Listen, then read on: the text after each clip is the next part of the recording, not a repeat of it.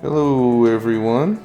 Welcome to the game matches that we had approached Discord and asked what everyone in the community thought about these game matches because they are just preview decks.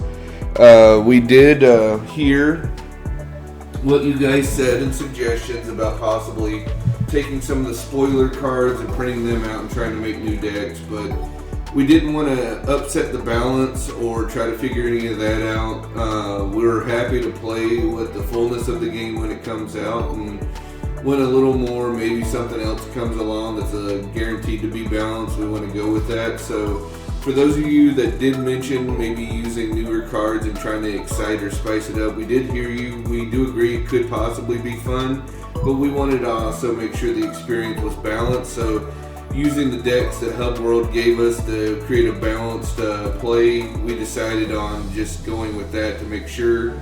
Of course, to keep the randomness up, we're going to keep rolling. So we always have the same setup on both sides.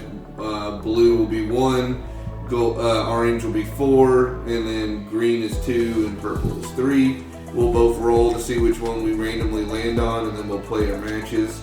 So, but we are appreciative to everyone that said they'd like to see this content, and even if they said that they had no interest in watching the content but felt that the community would serve better by having it for when new players are interested, we heard all of that. Thank you all for at least giving us your opinions and letting us know what you thought. It helps us understand where our time and effort should go, so thank you. This will be popping up on the same day as episode 3. So we hope you guys also, for you tuning in, you watch the podcast, Hubcast Aidalon. We should be releasing a game with each episode as it comes out. So the same day release of a podcast will be a same day release of one of our player matches. So again, thank you guys, and I'll turn it over to Steven, let him give his words in, and then we'll roll off and see where we go. Yeah, so hello everyone. Hope everyone is having a good day. I think this is our second match that we've officially recorded. Again, just wanted to get more matches and more reps through. That way, again, for anybody that's maybe new or looking into the game, they can kind of see how the game works, see how it plays, see kind of the strategies and some of the game mechanics play out. And again, you have these nice play mats that are here that will kind of show you how organized everything is and how the structure of the game works. So super excited to demonstrate that to you guys and show off more of the game. So okay, I will start the roll. Let's see, I get 4. Oh man, talk about nut rolling there. Right. Good old Goldie. And you got 4 as well, so it's a Goldie mirror. Versus Goldie. This will be interesting to say the least, guys. We got a mirror match. I think this is the first time we've played mirror match against each other. I think so, yeah. Okay. I got a 2. You got a 1, so I will be the first turn player here. So there we go. We'll just put it there since it's nice and visible on the screen. Everyone knows. You can see it. And we'll shuffle up and go ahead.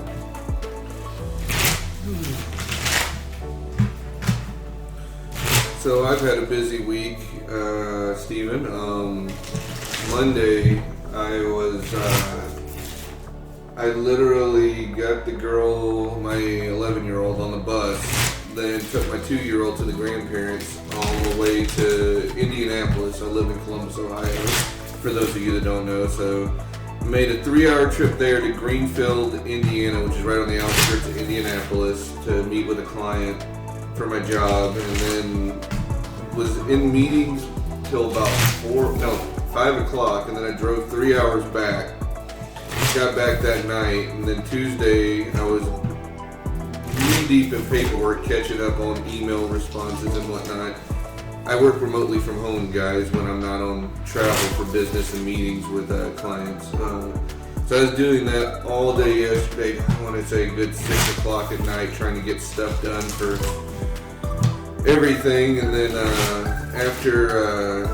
today is Wednesday that we're recording this, guys. So after we're done playing our matches and the wife gets home from work, I'm literally taking a 6-hour drive to Knoxville, Tennessee, and I'll be there until Friday. So it's a busy week for me. How's your week going?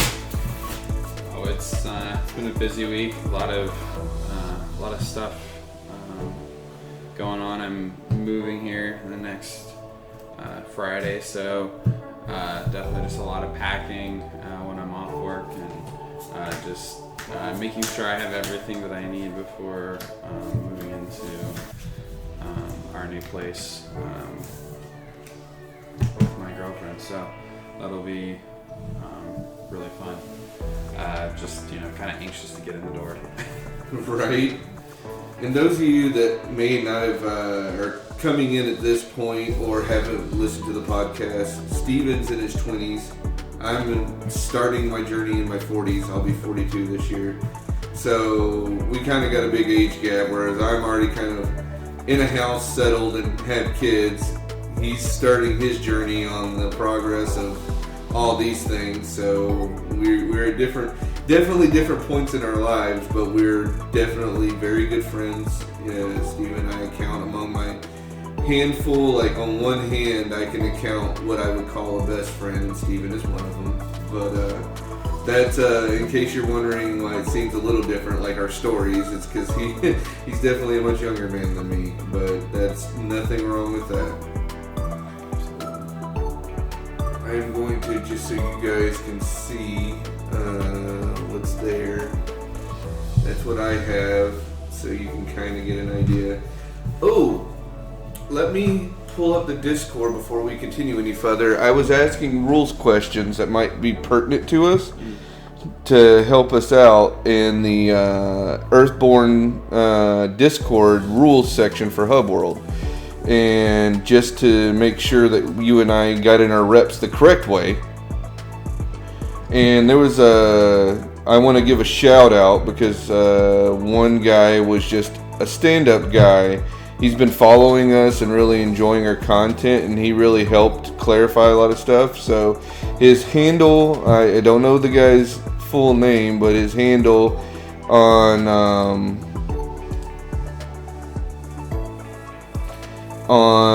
the forum is it was like, I want to say Chubtoad, but it looks like it's now been changed to C ... I don't know if there was something wrong with that, but power to him. He's got a little toad as an avatar, but thank you very much for all the help. I want to give you a shout out. So I just wanted to make sure that cards discarded from your hands. So what I wrote is, my assumption is cards discarded from your hands or things that are told to be put in the archives by card effects go into the archives, and that was correct. He also put, if you stage a card in a grid that contains an unforged card, the unforged card goes to archives. So that's a way that if you had a guy that, like an agent, secretly face down on your grid, you could move it to archives if you think it's getting too risky out there. Mm-hmm. That's good. It's good for strategy. Yeah, so kind of niche, but it's still, these things are helpful for us who are trying to learn to play the game right and not get bad habits at the beginning. I just confirmed moments cannot be discarded from hand or deck, but they are free to discard from the archives. We got a reconfirmation on that. We had figured that out before, but while I was in the middle of asking 1,001 questions, it's good to just lay it all out. Cipher still has to be paid, but everything is free from archives to discard.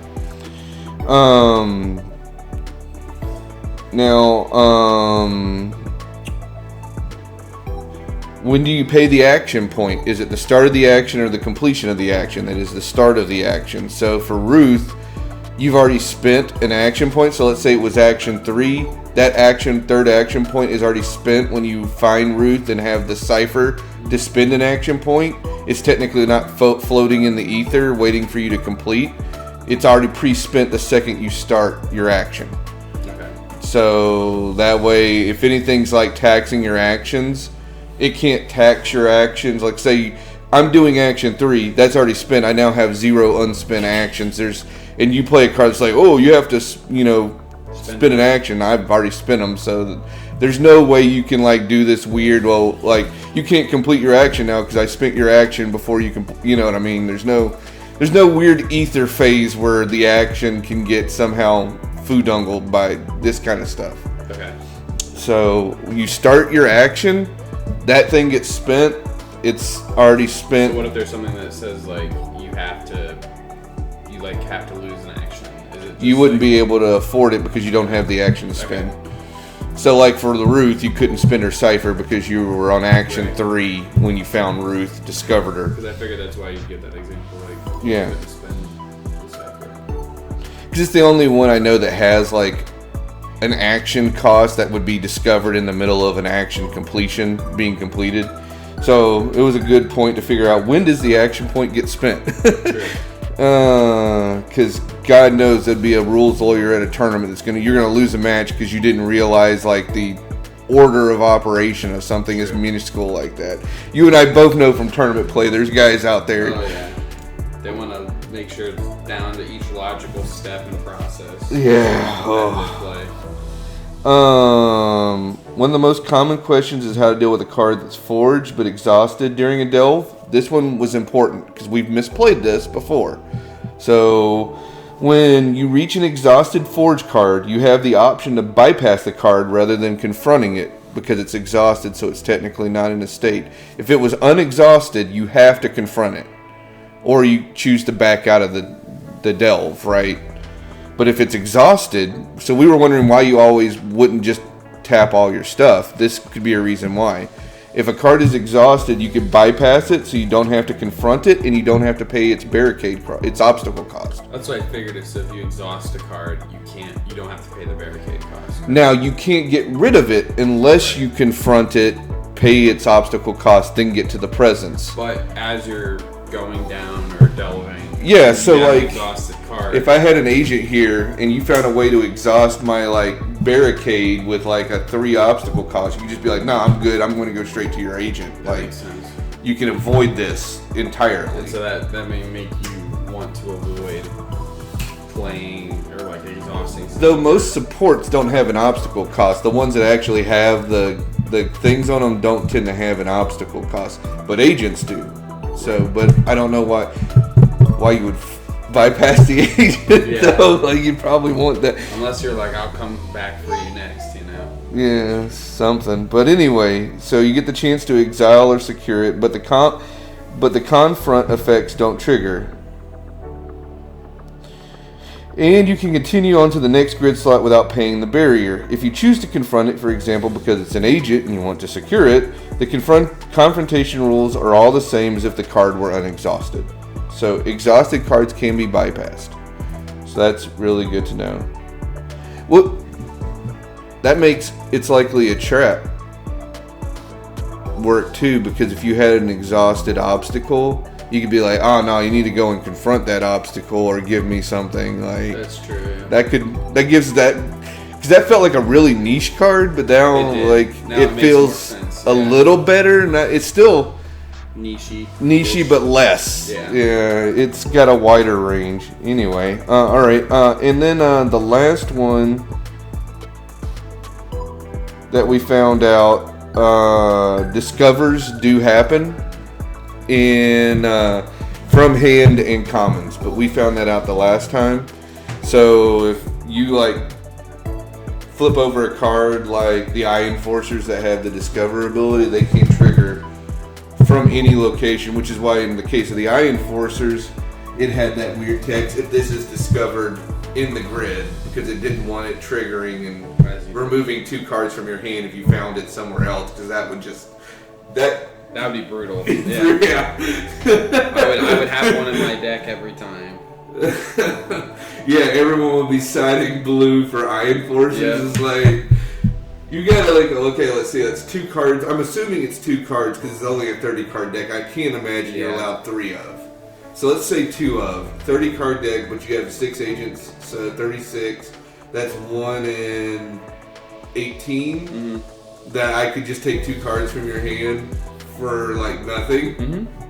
That's everyone would at least well, I got a curiosity. I don't know how many pips.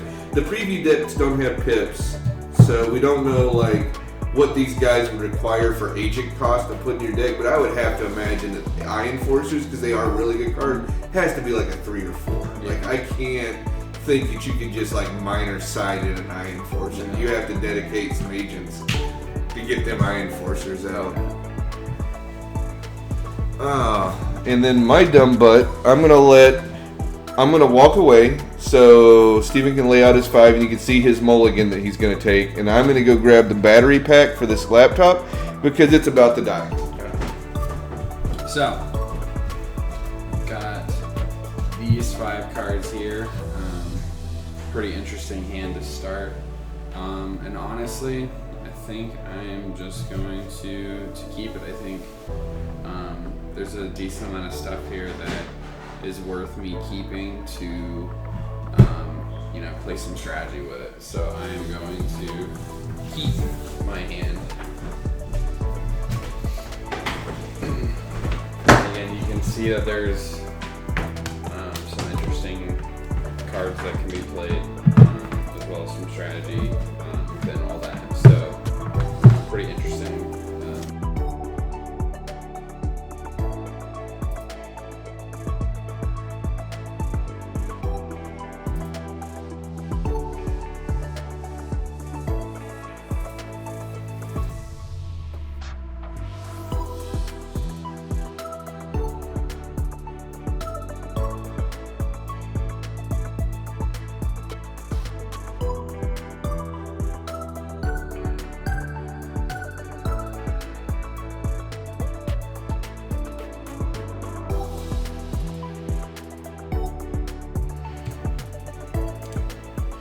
Okay, it looks like we're still recording.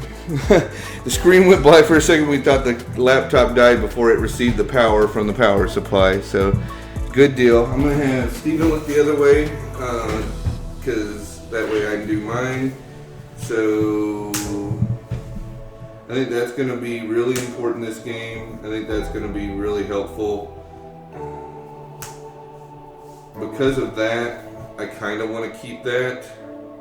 I'm looking at just going ahead and saying no there, and I really like this, but I'm worried in this game it's going to be too long before I can use it, so I'm going to take those 2 and mulligan them out, and then you can see what we get here. So, well, that's interesting. I feel pretty good overall about that, but I do think it's going to be a weird, wonky start. So that's those, and then I'll shuffle these in, and then Steven can come back and look the other way. We're on our way to success here. Just shuffle this real quick and then hand it to him to cut, and then we'll start our match. And the next few matches that you'll see, we won't have these long, prolonged beginning sessions, so they should go a lot faster. Sorry about that, but we wanted to make sure we were covering rules we found out and sharing them with you guys, because it might help you guys that didn't know some of these things either. Because, I mean, we're long-term gamers, and, some of these processes we weren't even sure of, so we looked out to get that information, and at least hopefully we can give it to you guys. So, of course, the first turn for either of us cannot be to delve, which is unfortunate because that's exactly what our characters want to do.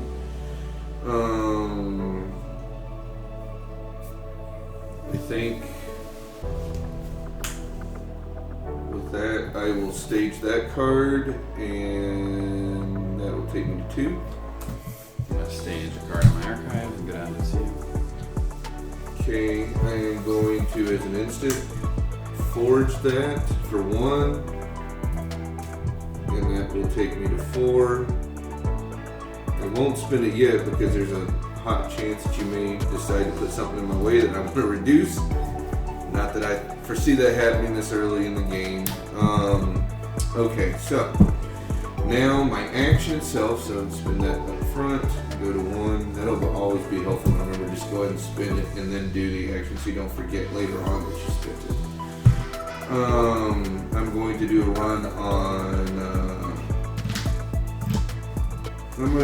on commons, correct me if I'm wrong, guys, in the comments when you see this, but it feels to me at the very beginning of the game, it's better to know the first couple cards that your opponent's going to draw versus what could possibly be in their hand.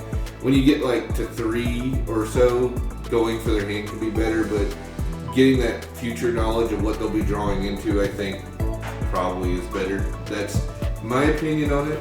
Could be wrong, but I will go commons on my Devil, so... Anything stopping me on my way to the end? Okay, so then, right before we get there, we're at the instant window. That's when I don't give myself heat. I spin for heat. I will spend 1 to give you 1 heat. That'll take me to 3. And so your heat will go to 1. And let's see what that 1 card is. Ooh, Disagreeable and Spectre. I will go ahead and spend the 2 to exile that. And then, at an instant, I'll go ahead and have the guy pay for himself, so I still have 2. And that will go to you. I think I'll do the same thing. I'm going to spend an action to delve your commons and spend. I'm not got anything to stop you on your way, so we're to the instant window before you breach. Spend 1 to increase heat on you. Take me to 1. And then I will look at the top card. You see, likely a trap. Which does no good because, as you guys remember from our conversation, moments cannot be discarded. But he knows that likely a trap is what I'm going to draw. Yep. And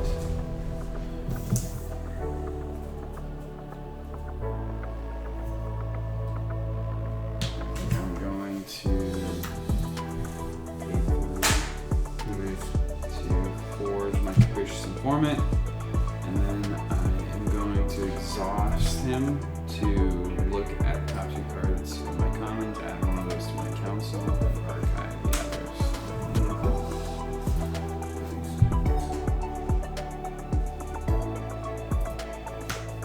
So now, it doesn't matter. I don't know what either of those 2 cards are because the 1 card I saw I sent to the trash bin of reality.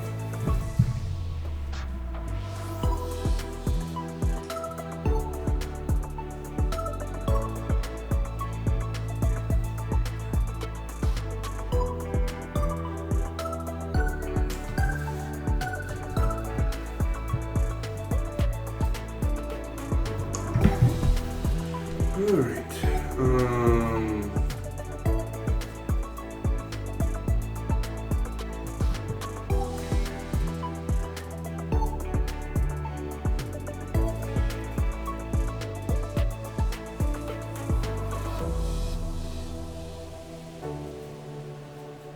Okay. I'm going to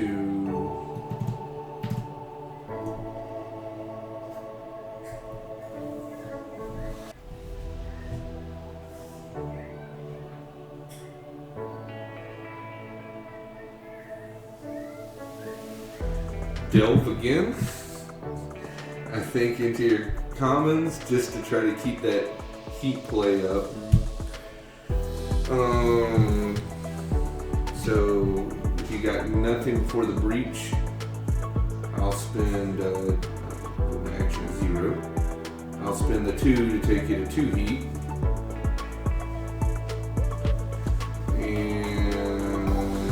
I'd also need instant window because obviously I have no action, so it's not like I'll get to spin Goldie this turn. I'll get her instant speed 1 shard just to have it, and then let's see the top 2 cards. First one, we do them 1 at a time. So nothing there, fun run. And I do not have the 4 for that, so cool, they'll both go back in the order there. Now, at least I know what those 2 cards are, and I have 1 money, and it is back to you for your final action. Alright, so I'm going to delve on your council Council or commons? Commons. Okay. And I do not have enough to raise your heat to see. Well, you could in an instant window if you wanted to use Goldie for the shard at instant speed. That's true. Because, I mean, with your last action, you're not going to be able to Goldie either this turn. So you'll spend the 2, I go to 2, and you see likely a trap again, but then you get to go one further, and you see a waterway ferry, but you have no money. And then after that, I'm going to play Fun Run and gain 3 shards. That's a good one. Nice end of turn. Okay. So straighten out. First turn player. We go to 3 actions again. We gain 1 shard, so that'll take you to 4, me to 2. Our heat remains the same, and then we draw a single card.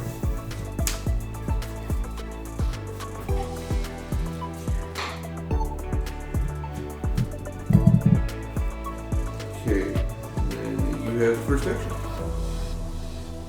I think in this answer, I think I'm going to delve your commons again.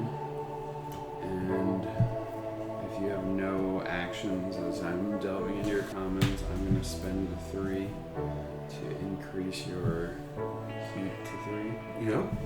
And then I will look at the top 3 cards. Waterway Ferry. Enforcers. This has a discover, but like we talked about, is this card is in your grid, so the discover doesn't happen. And this does have a discover, the Barbican Gate. So you would actually have 1 more shard because you would have gained this when I followed your Barbican Gate and didn't pay the 4 last turn. So you would actually have that Extra shard. Yeah, when I gain the shard, I go to 3 there for you seeing that. Cool. But Not a whole lot in there. And then, assuming like end of turn, I can already exhaust Goldie to gain 4 shards. nope, that's an action. That's right. Okay. You could gain her to gain 1 shard, but if you're hoping to gain 3, that's the whole trick. Is why we keep trading each other for delves, is we're keeping each other off Goldie. True. And then I'm going to also play Fun Run again. Gain 4 more shards. Good deal.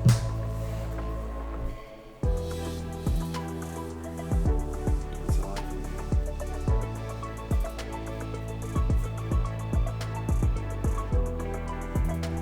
Okay.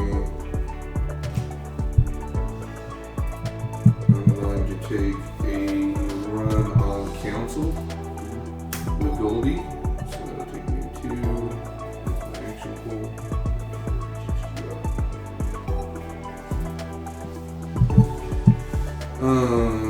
So if you don't have anything before, then I'll go ahead and pay the heat.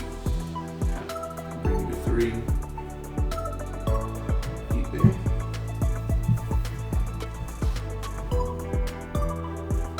And take a look at 3 random cards. How many cards? There's 4, so you'll see all at once.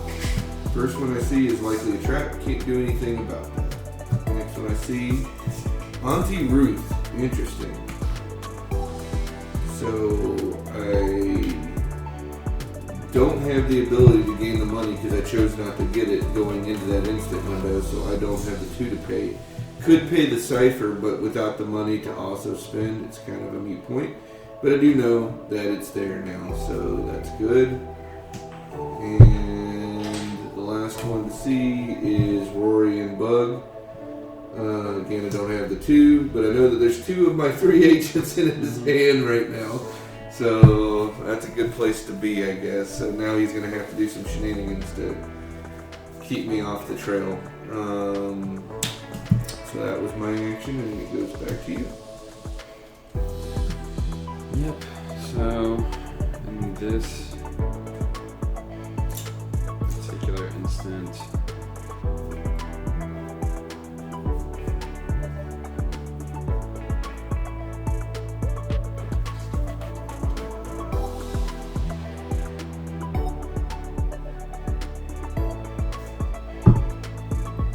there. Stage card. And also going to exhaust my Hisshou opponent to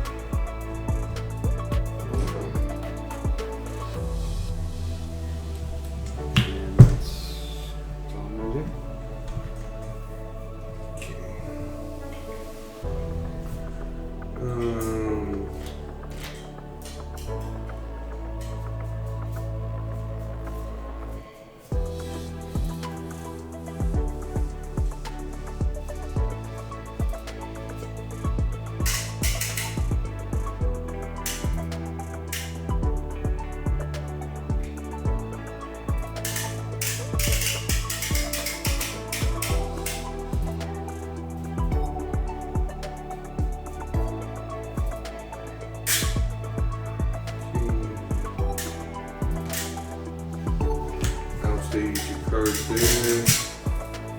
Boom. One action after that, and I will gain a shard. Put one there, and put it to you for your last action.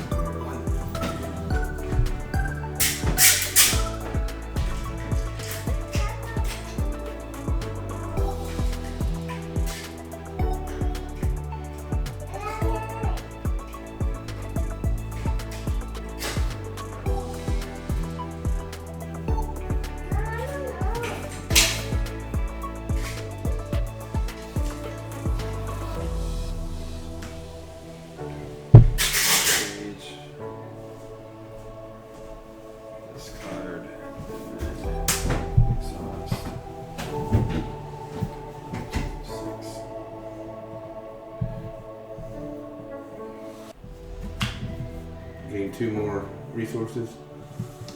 Yeah, just gain one more. Oh, that's right. Just a push. Never mind. Good. Alright,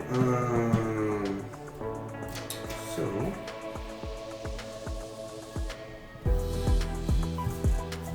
this is one of those moments where if you had watched our previous match, I talked about, I think one of the more important things in the game is last action, first action, utilization. So I was waiting on this card in my starting 5 thinking this would be important in this matchup, and I think it is. So what I'm going to do here is I'm going to play Smooth Handoff, choose a player, they draw a card, and lose 1 heat. So I'm going to have Steven draw a card and lose 1 heat.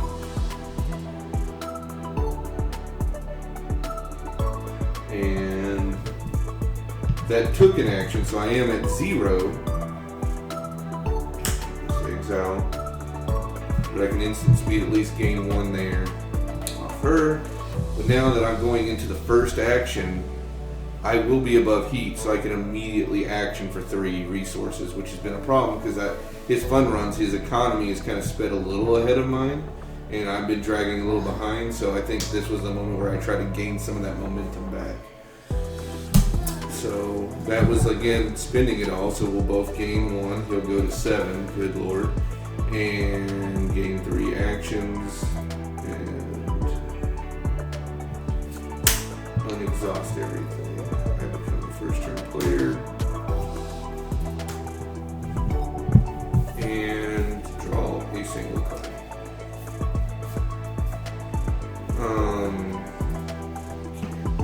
So again, now that it's a big surprise, let's go ahead and do the dirty and go to 6. Gain that 3 resources.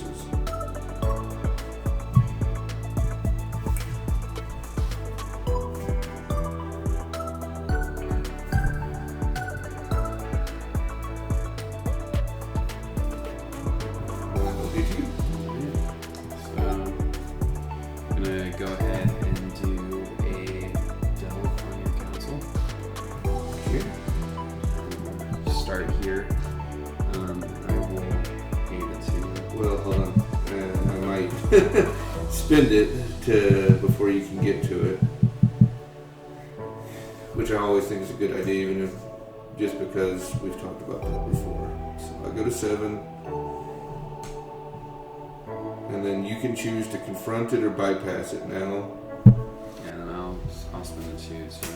Yeah. And then. Now the question is, do I want to forge it or not? I think I keep it as is, so do you wish to discover it or bypass it? I will bypass it. And then Do you want to spend to go 3? Luckily, you only have to spend 3. Yeah. Or no, you have to spend 4. Never mind, I'm looking at your heat. Yeah. I am not going to spend the 4. Yeah, don't look there. So, Alright. how many cards do you have again? I have 4. Okay. Pay an additional.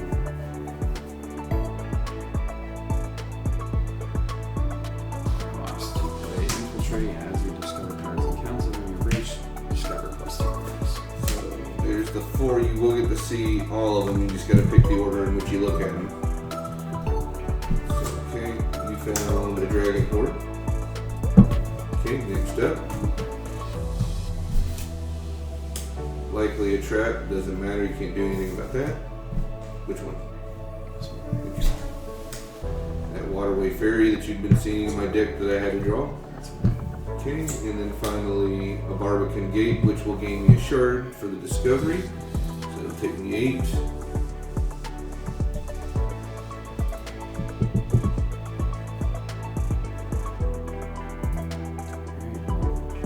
I guess I saw all that I wanted to see. Alright. You know what my entire hand is. I just wanted to really check it out, so I will turn to actions and that's all I'm gonna do.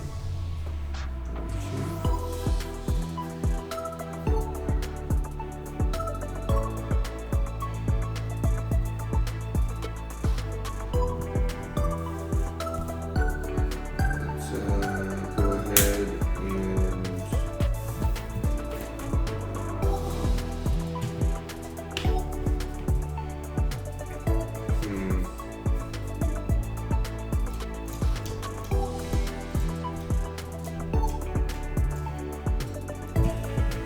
let's go ahead and make a run on your.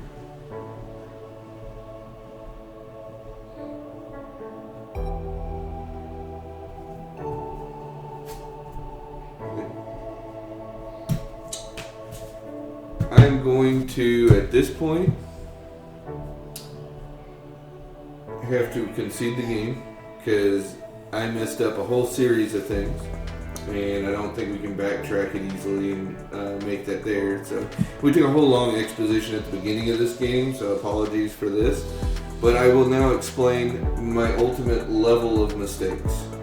I'll have Steven start so he can realize the folly of I think the first thing you may have done is did you intend to give it to yourself? Yeah, I should have given it to myself. Yeah. I thought you needed to be lower than me, but it's the opposite. Yeah, 'cause it's So I should have hit myself with it the turn before to gain the turn. So you wouldn't have drawn the card. I would have gotten to draw a card. on top of that. On top of that, it would have changed the dynamic entirely. There would have been an extra card in my hand that you would have seen, which for purposes would have been an Eye Enforcer. Not that that mattered, but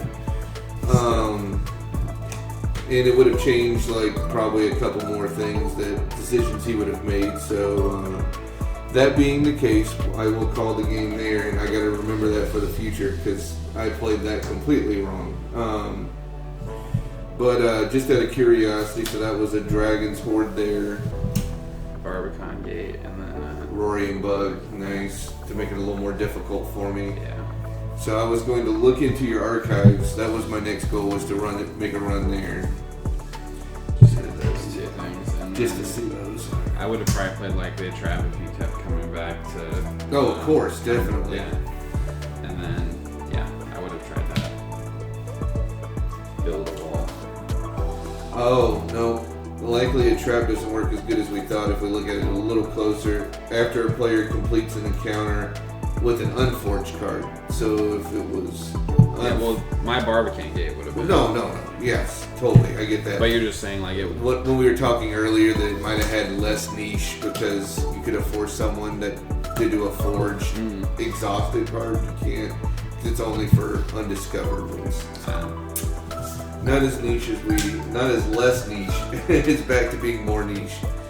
So, but I appreciate the game and anyone that you learn from, right? So we'll call that there, and we appreciate all your support and watching, and hope you have a good week, guys. Thanks.